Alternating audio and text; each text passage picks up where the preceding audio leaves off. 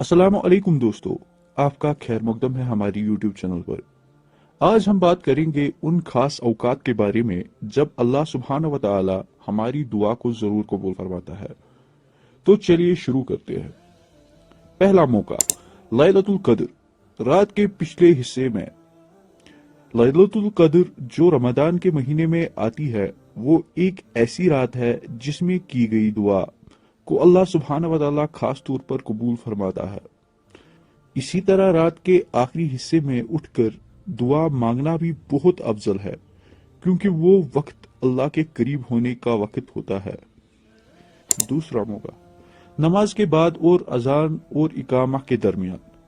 نماز کے بعد کی گئی دعا کو اللہ سبحانہ و تعالی قبول فرماتے ہیں، خاص طور پر فرض نمازوں کے بعد۔ اذان اور اقامہ کے درمیان بھی ایک خاص وقت ہوتا ہے دعا کے لیے۔ تیسرا موقع، بارش کے وقت اور جمعے کے دن۔ جب بارش ہو رہی ہو تو وہ اللہ کی رحمت کا وقت ہوتا ہے، اور اس وقت کی گئی دعا کو بھی اللہ سبحانہ و تعالی قبول کرتے ہیں۔ جمعے کے دن بھی ایک گھنٹہ ایسا ہوتا ہے جس میں دعا ضرور قبول ہوتی ہے۔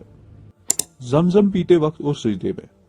زمزم پیتے وقت کی گئی دعا بھی قبول ہوتی ہے، کیونکہ زمزم ایک مبارک پانی ہے۔ سجدے میں اللہ سبحانہ و تعالی سے دعا مانگنا بھی بہت افضل ہے، کیونکہ سجدہ اللہ کے سب سے قریب ہونے کا وقت ہوتا ہے۔ سفر اور مظلوم کی دعا۔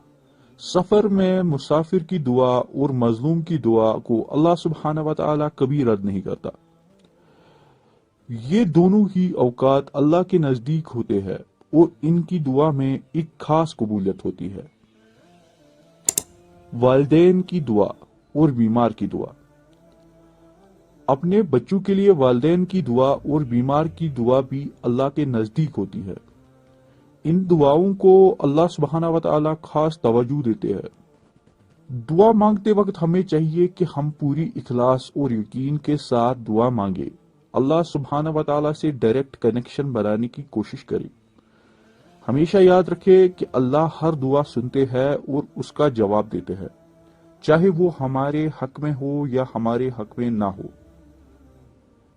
دوستو، دعا ایک ایسی عبادت ہے جو ہمیں اللہ سبحانہ و تعالی کے اور قریب لاتی ہے، اس لیے ان خاص اوقات کو یاد رکھتے ہوئے اپنی دعاؤں میں لگن اور یقین رکھے۔